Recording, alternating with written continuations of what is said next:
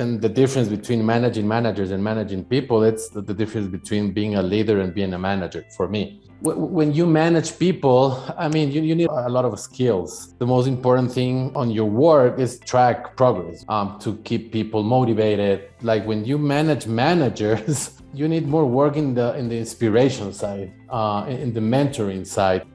Today is Jobsity COO Santiago Castro. With over 16 years of experience in the technology and software industry and 12 of those years at Jobsity, Santiago has performed a variety of roles, including UX, UI, web designer, senior front-end developer, technical project manager, and account manager.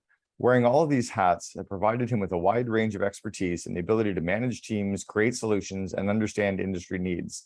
Santiago is also an Endeavor mentor to companies that are just starting and to others that are scaling rapidly. At present, Santiago runs the operations department at Jobsity, creating a high-level strategy for the company's success and leading a team of more than 400 professionals in their work on major projects for current and past clients like Zebra Technologies, Intuit, USA Today, FreshBooks, and McGraw-Hill Education. And Santiago is calling in today from Ecuador. Santiago, welcome to the Second in Command podcast. Hey, Cameron. Thanks for having me here. Of course. How did you guys connect with FreshBooks? I mean, so we have like different channels of, with our sales team. So with some of like our biggest clients, we reach them basically by referral. We approach to tons of leads like every week.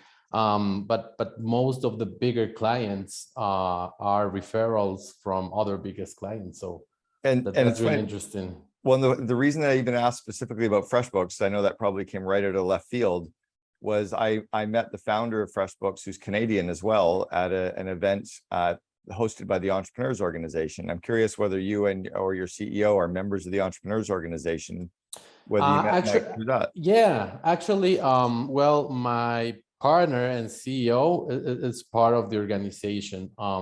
So, but it's really interesting because like I think he haven't met like a FreshBooks CEO. So maybe they will meet someday soon. Yeah, maybe it was like 1 degree of separation or something connected. Exactly.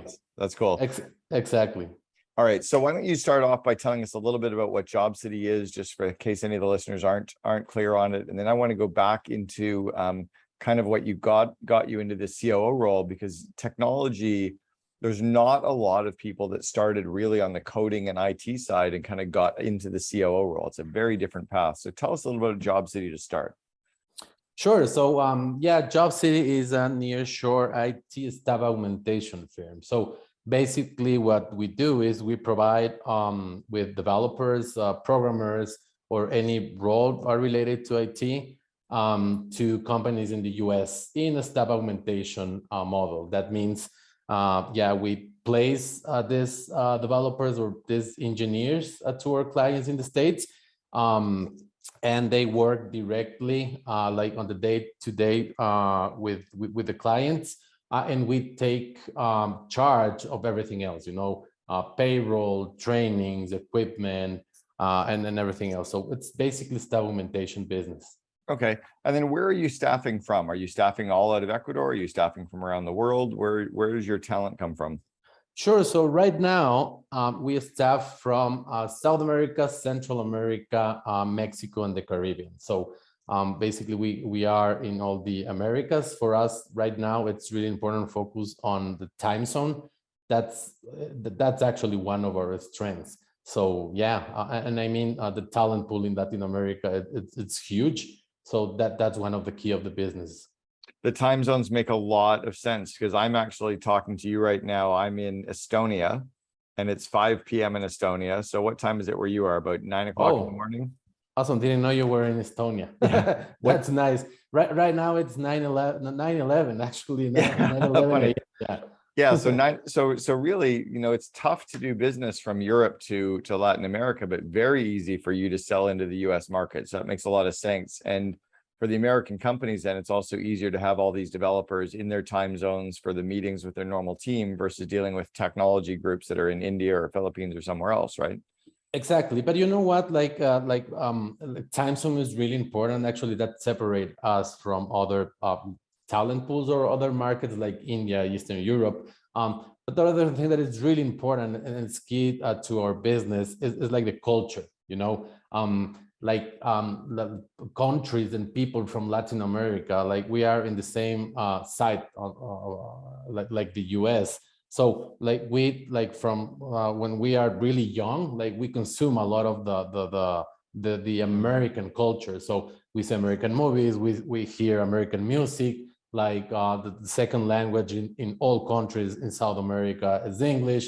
So we like all of our workers like adapt easily to the culture of the state. So that's also a plus besides the time zone.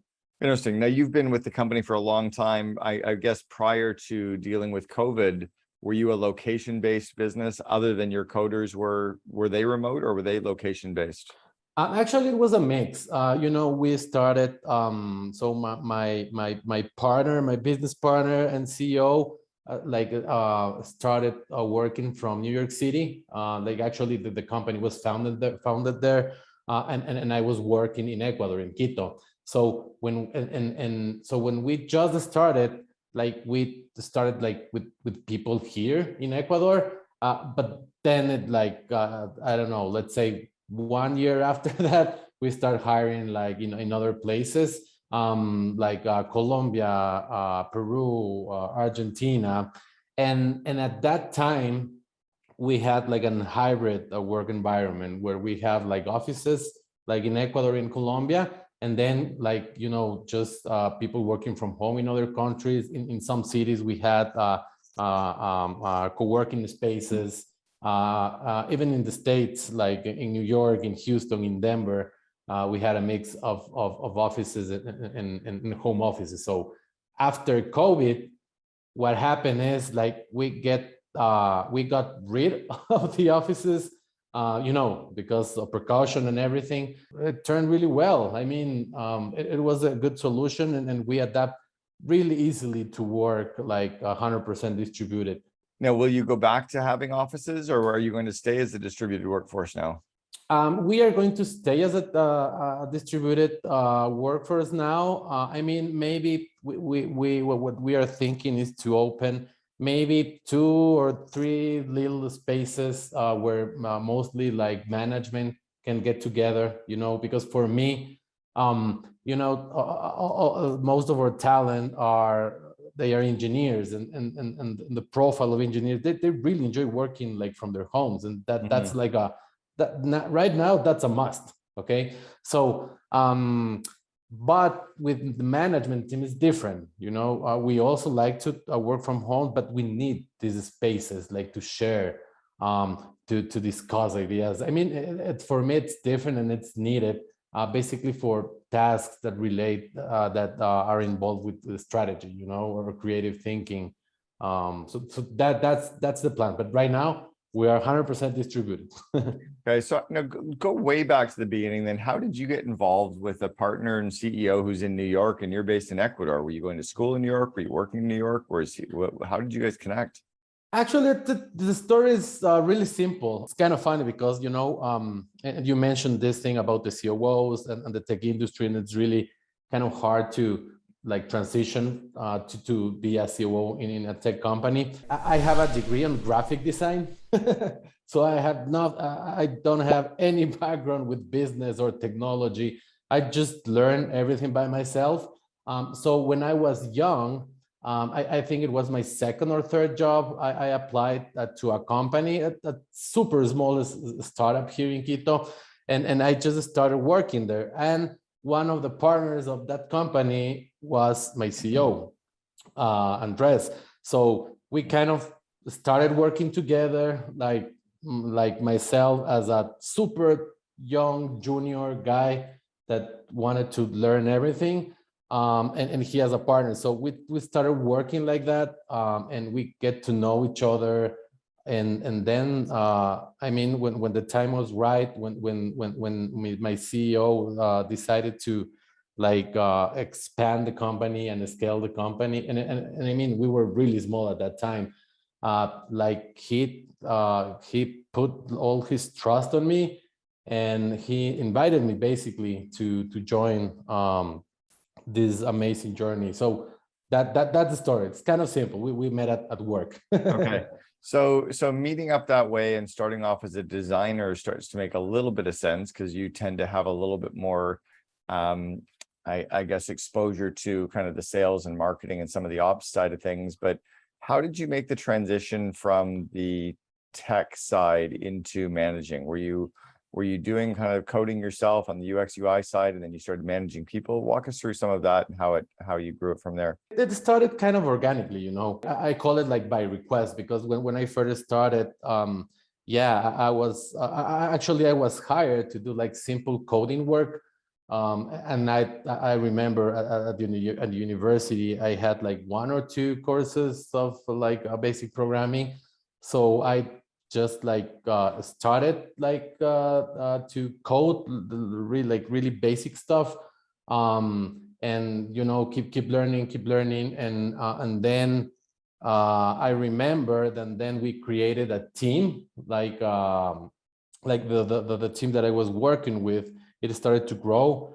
So then like the company at that time needed like someone to manage the other people, and it kind of came naturally to me, and I just started managing the other people. At first it was 1 person, then 2 people, 3 people, and so on. And then I remember that the client that I was working with, it grew so fast that I ended up like handling the client.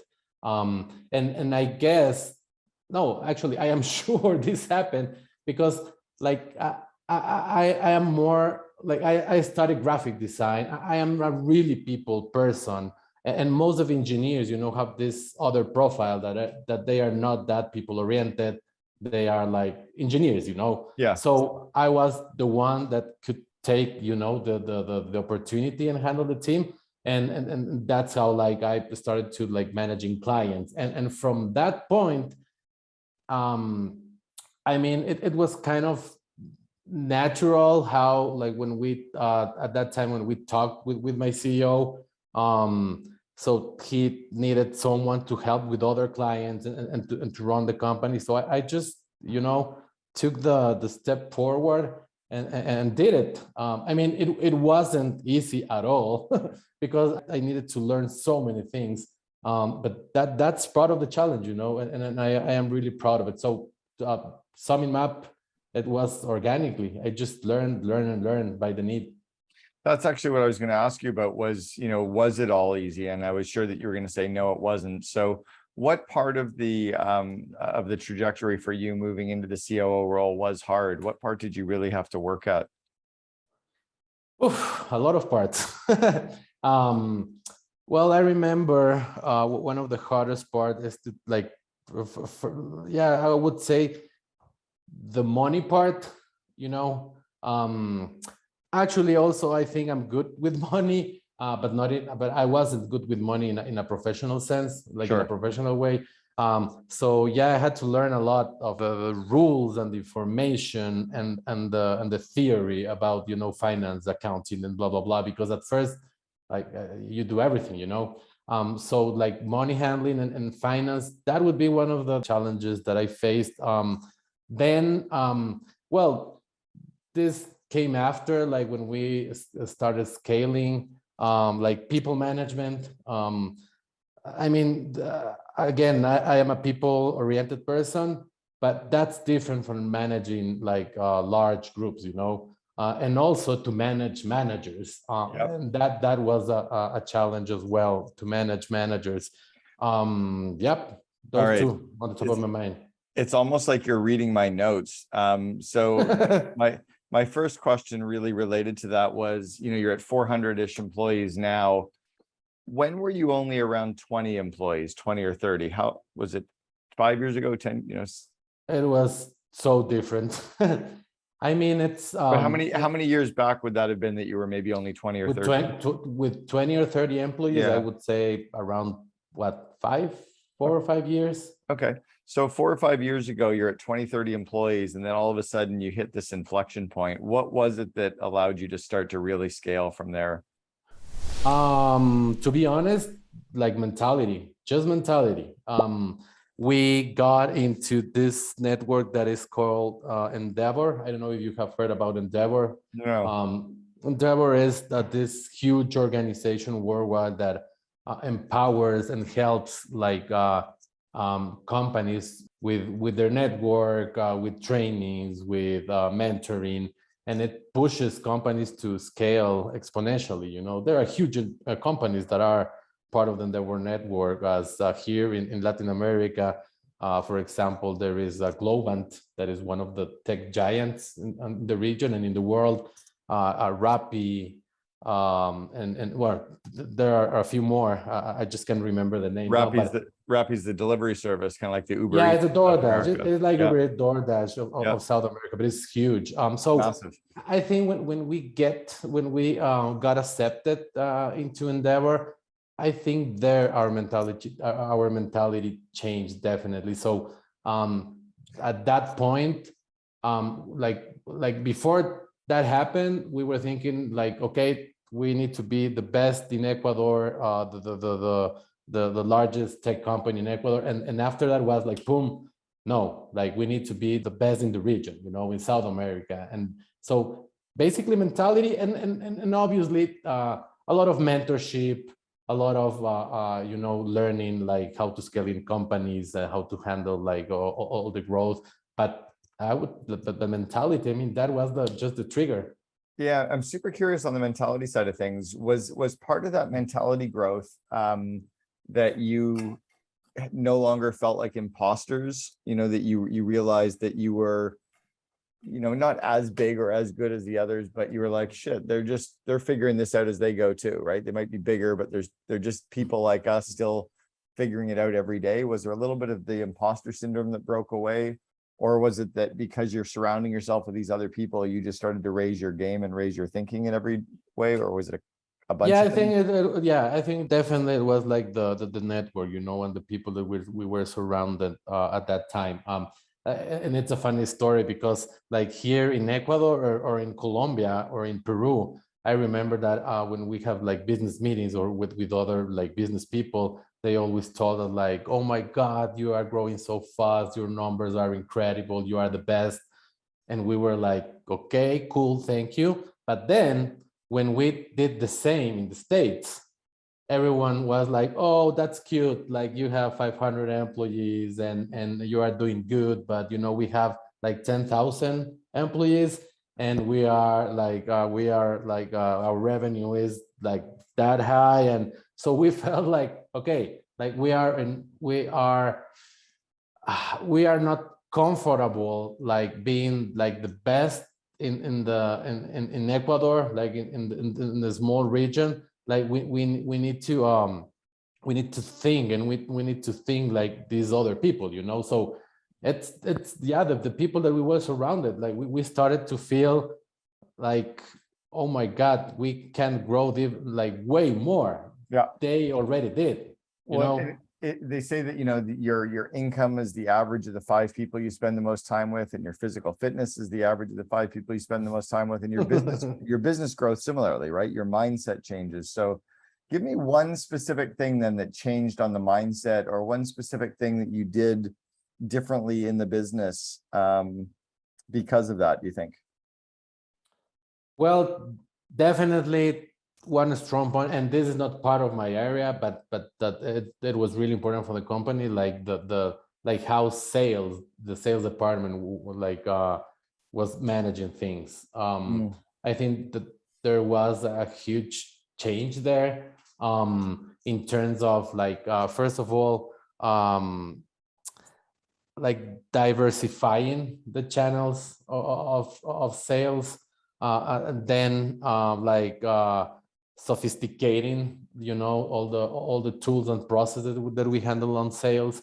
That was definitely a thing that changed like from one day to another after this, you know, this experience, and by get surrounded by these people. And from the operations side, of course, I would say like I really changed my mind on like, before this, I was really focused on doing things great and handling myself, all things, and be aware of all the results and meet the goals and everything by myself.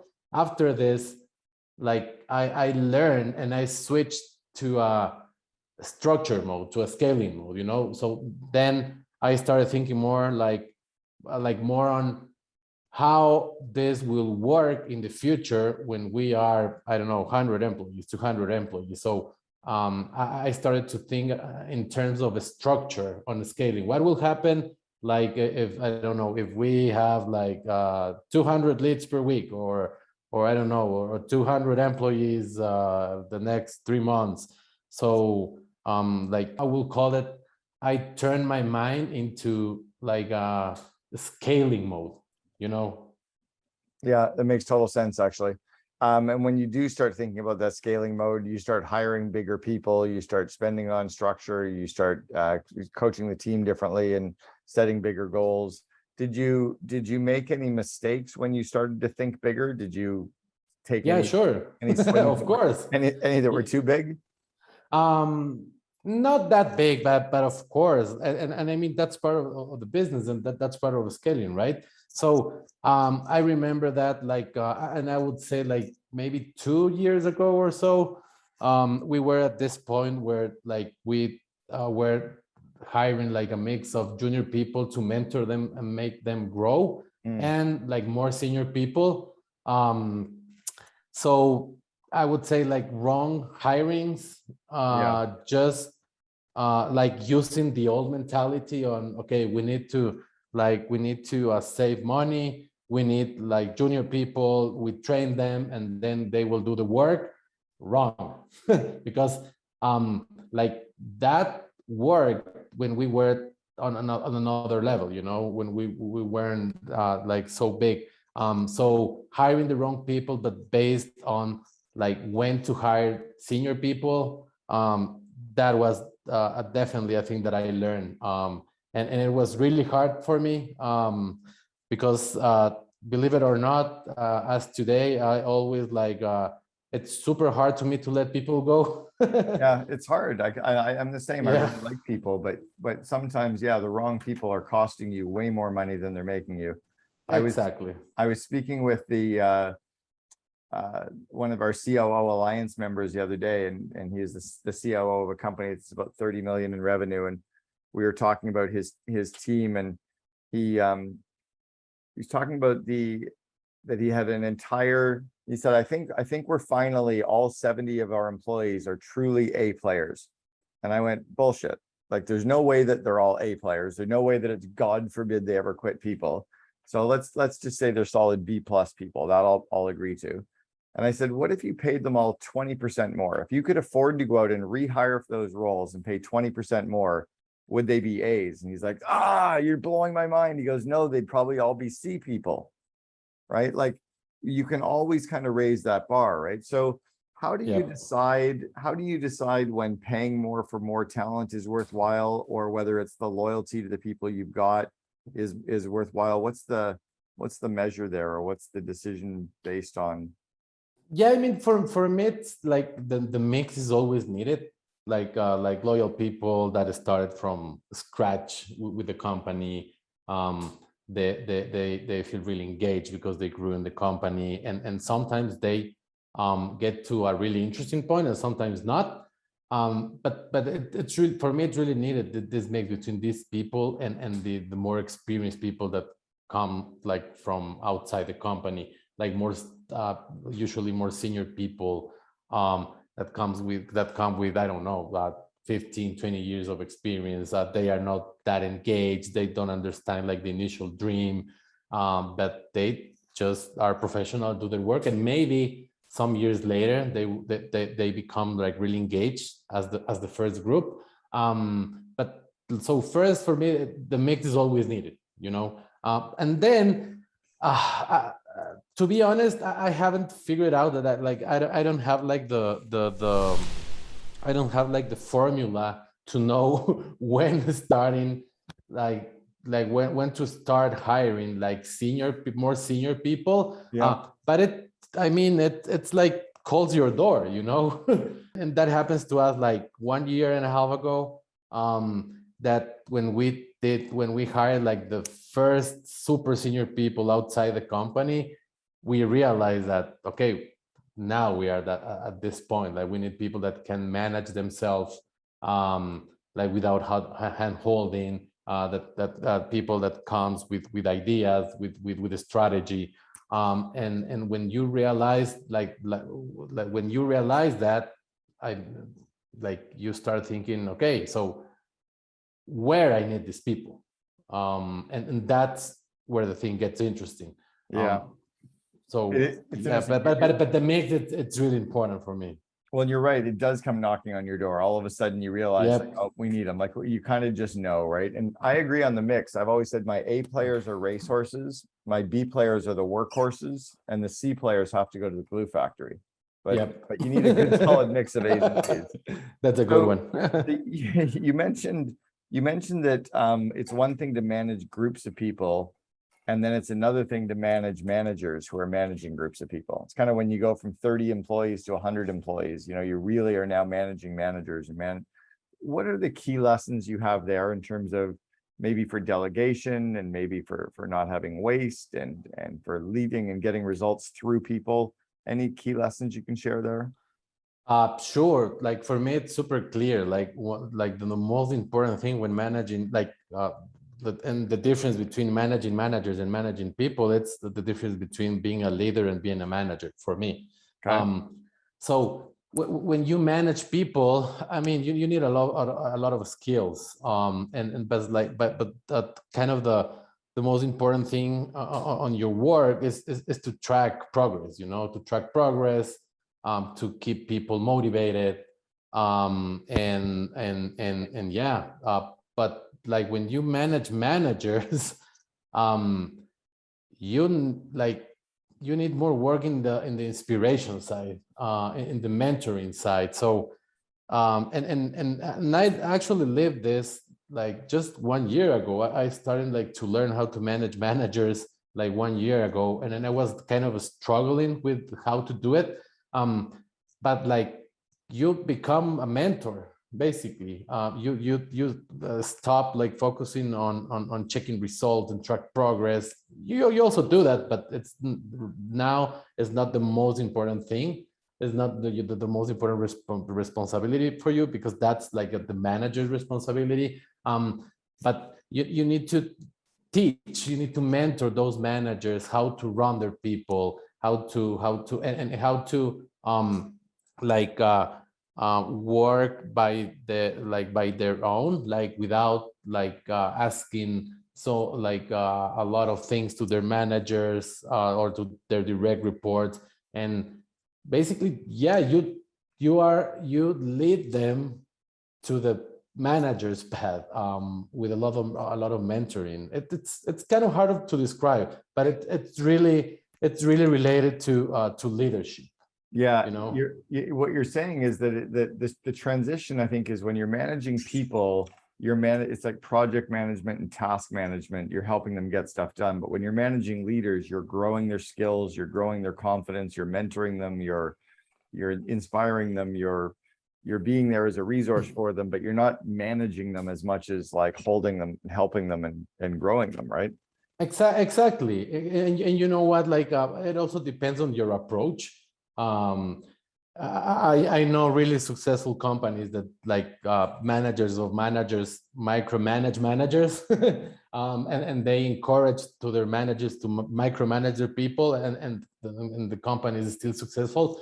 But like for us and many companies, and mostly like tech related companies, like for me, like the approach should be different, and should be again to lead, to motivate the manager, and mentor him or her, like how to manage their team, but like just like an independent entity, you know. Mhm. That's key, because if not, yeah, you will end like tracking progress of the manager, and that's not the idea. Yeah.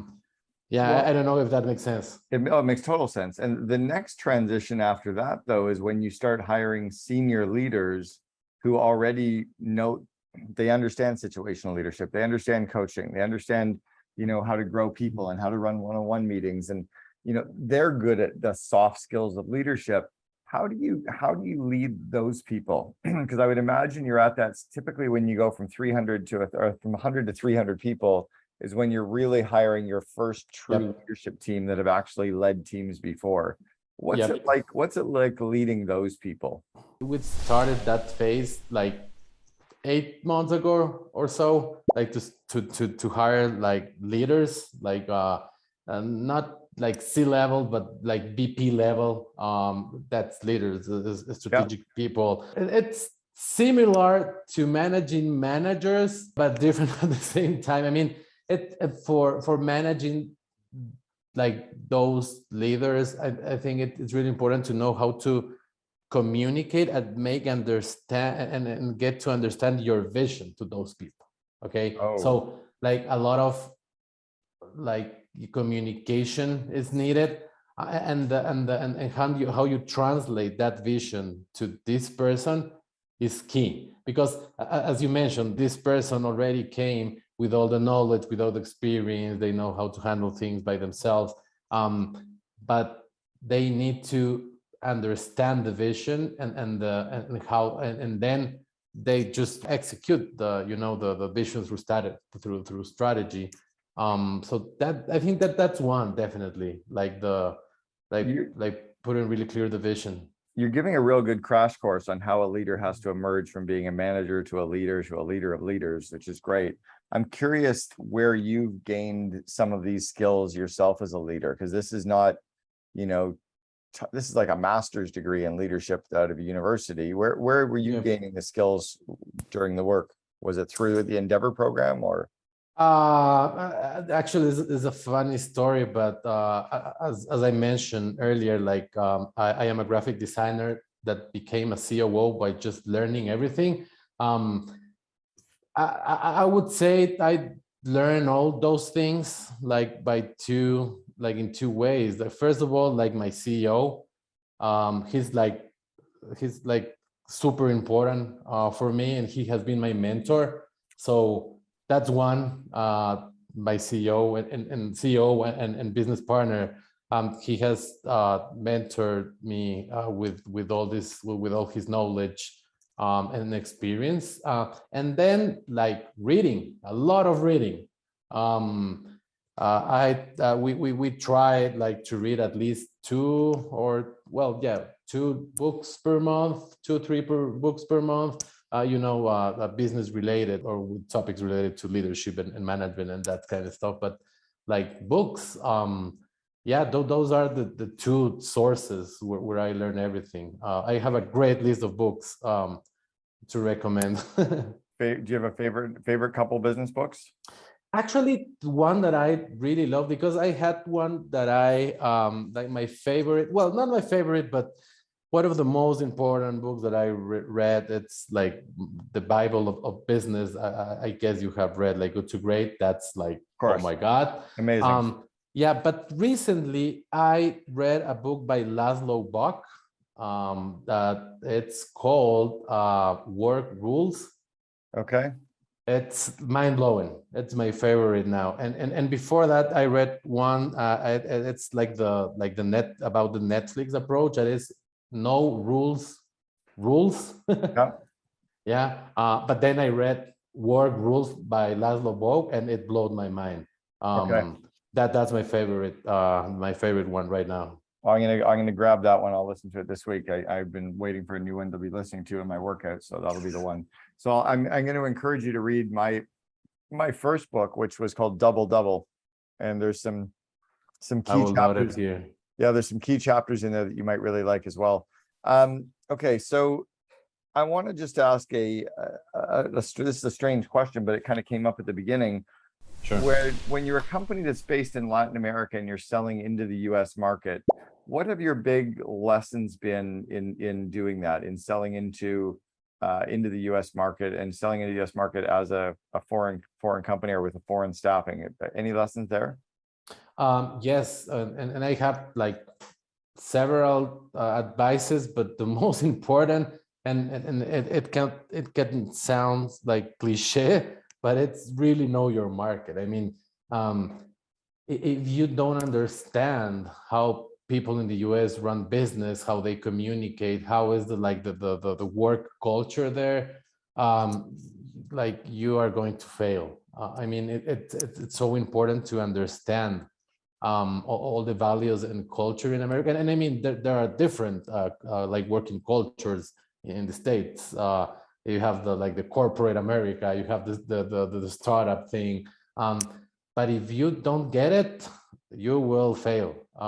You need to understand that, and you can't learn that from a book.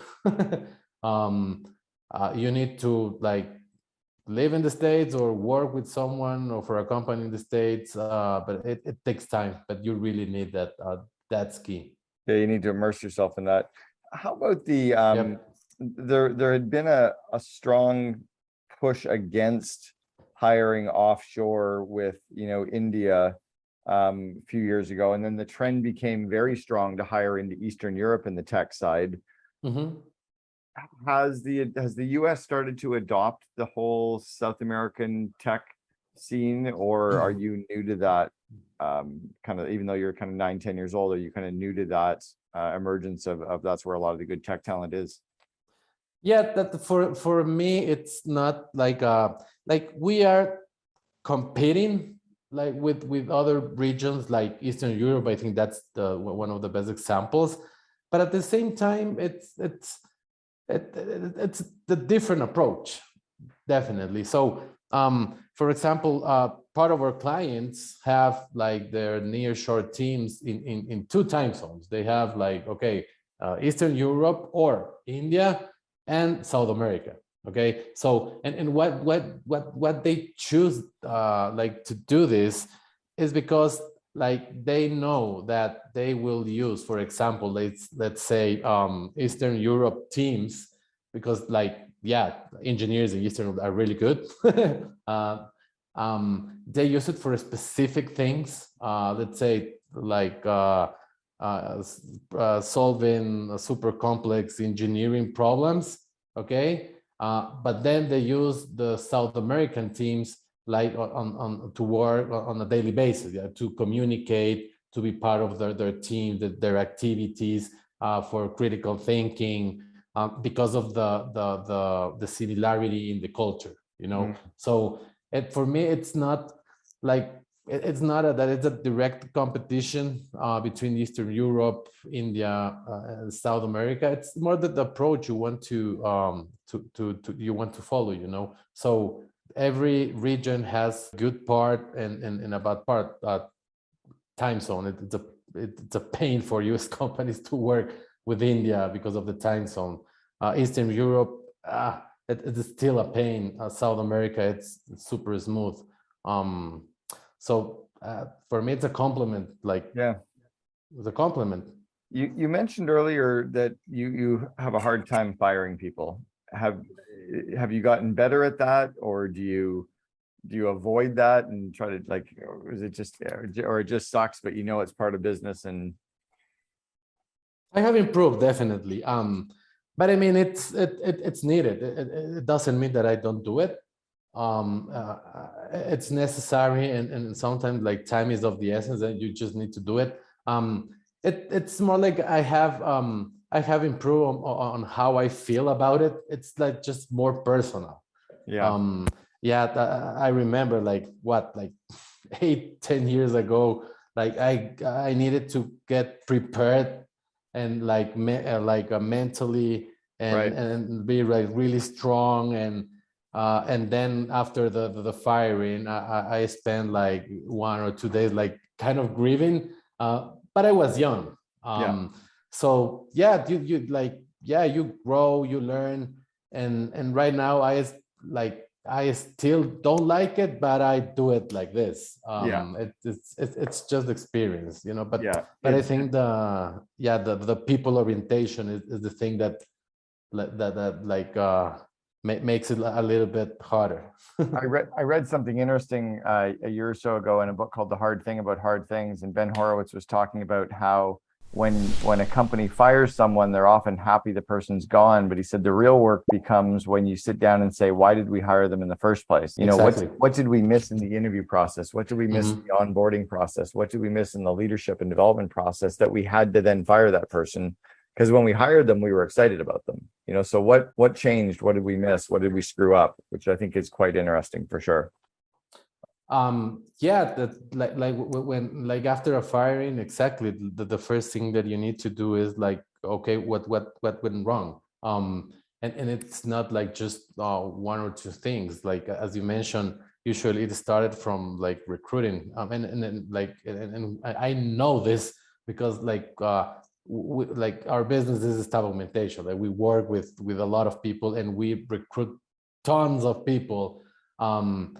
So like if you miss, if you have if a process is not well calibrated, or you are doing something wrong when recruiting, even when sourcing, like you can get these firings later, and sometimes you just don't realize the problem it was like at the start of the process. So yeah, but it's important to think about it. It's not like, okay, this guy didn't meet the expectations by.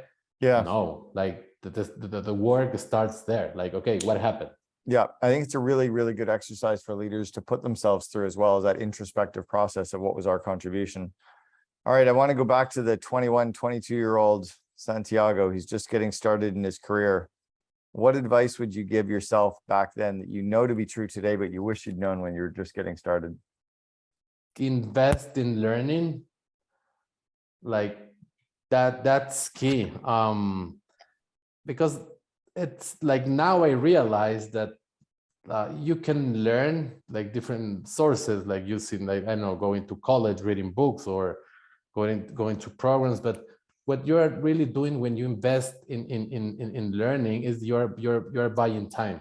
And like spending 4 years to learn something in a college, or I don't know, going to a super quick program, or hiring a consultant so he can teach you about something in 2-3 weeks, that's really valuable, because time is the most important thing, and you don't want to lose it, like in personal time, time at work. So invest on learning. That's one. Then yeah, think about time. That would be another one. Like yeah. Well, I will tell you, and I think the whole like investing in learning is so important that I even named the course that I launched a year and a half ago called Invest in Your Leaders, because it's all about growing those manager skills. I'll send you a link to it. I'm also going to send you my favorite poem later, called Think Big, and it's about this cat that kept thinking bigger, because you talked about how important it was to think bigger as a company, and I think you guys have done that. So congratulations with everything you've done with Jobsity. I really appreciate the time today and you spending time with us on the Second Command podcast. So Santiago Castro, the COO for Jobsity, thank you. Thank you, Cameron. Every member of your executive team is both the custodian of part that they're responsible for, but more importantly, their essential goal is to make the company win, not just their department win. And when people understand that what's going to get the company closest to a win is to follow the priority that we've all agreed upon,